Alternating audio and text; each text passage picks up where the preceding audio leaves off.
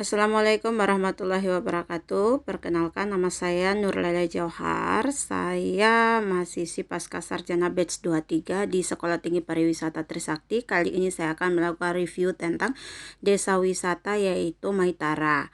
Nah, sekarang saya masih berada di Kota Ternate menuju ke Pulau Maitara tersebut dengan menggunakan transportasi speedboat.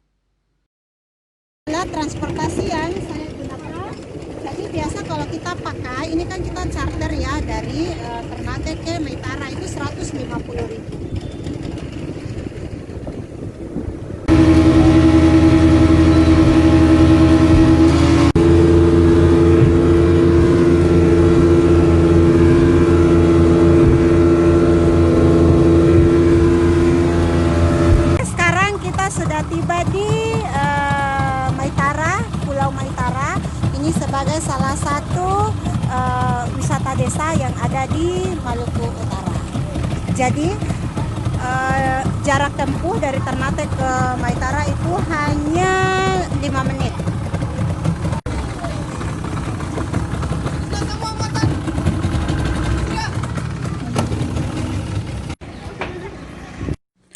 Sekarang saya sudah berada di Pulau Maitara, Kota Tidore Kepulauan, untuk melakukan review yang akan saya lihat, yaitu tentang identifikasi produk apa yang akan menjadi pusat perhatian saya, yaitu pemasaran dalam objek wisata ini. Jadi semoga ini menjadi terkenal dan tetap bertahan. Oke, ikuti saya terus ya teman-teman. Nah, mari kita mengidentifikasi kira-kira produk apa aja yang ada di Pulau Maitara ini. Yang pertama kita harus tahu dulu nih, something to see, something to do, dan something to buy. Apa yang dapat dilihat oleh wisatawan, apa yang dapat dilakukan oleh wisatawan, dan apa yang dapat dibeli oleh wisatawan. Itu adalah menjadi PR kita sebagai host community ya, sebagai tuan rumah. Cara yang pertama, kita harus data dulu nih tentang potensi apa yang kita miliki. Yang kedua, harus berpikir inovatif. Awalnya tidak ada menjadi ada. Misalnya tempat selfie, awalnya tidak ada menjadi ada. Akomodasi tempat menginap, awalnya tidak ada, sekarang sudah menjadi ada. Dan itu suatu langkah yang sangat luar biasa. Yang ketiga, langkah selanjutnya adalah membangun identitas atau branding. Bagaimana caranya kita bisa tagline ke semua sosial media agar desa wisata kita bisa terkenal. Yang keempat, jangan lupa kampanye. Nah, sekarang saya sudah melakukan kampanye. Giliran Andanya kapan? Gitu kan? Jadi kampanye itu kan sebagai komunikasi pemasaran kita nanti. Itu salah satunya adalah kita berpartisipasi untuk mendukung wisata yang ada, tempat wisata yang ada di daerah kita masing-masing. Kalau saya bisa lihat dari desa wisata menurut para ahli, saya ambil petunjuk teknis ya, penelitian budaya Jogja ini, tapi saya ambil pengertiannya. Desa wisata itu kan sebuah kawasan yang berkaitan dengan wilayah atau berbagai kearifan lokal. Nah, kalau kita lihat ini, kita sudah punya ada kearifan lokalnya, kita punya agrowisata, kita punya wisata budaya, ekoturism, kita punya itu. Nah, sekarang kita punya spot yang bagus. Nah, gimana sih packagingnya itu? Berikutnya adalah kita harus bangun produk. Produknya seperti apa? Tadi mungkin saya sudah sampaikan bahwa daya dukung lingkungan dan sosialnya seperti apa. Kita lihat, kita punya pantai yang bagus, bisa snorkeling, bisa memancing, aktivitas lain, bisa camping. Kita juga punya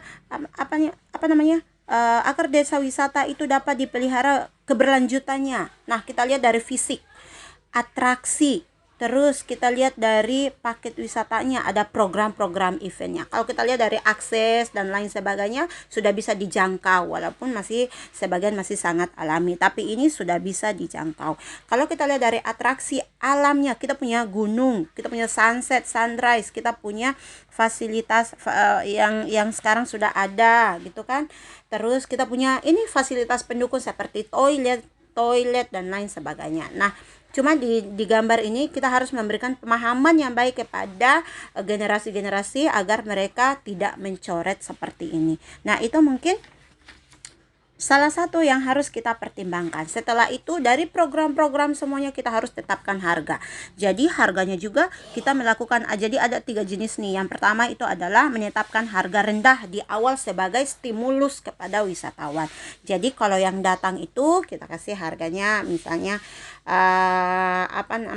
kalau orang dewasa beda dengan anak-anak kayak gitu. Jadi variasi harga. Terus sesuai juga dengan psikologikal. Jadi menetapkan harga untuk memperoleh kesan emosional. Misalnya, oh di sana itu bisa camping, di sana itu bisa camping itu harganya misalnya seharusnya 200, tapi kita itu taruhnya itu adalah 199.000.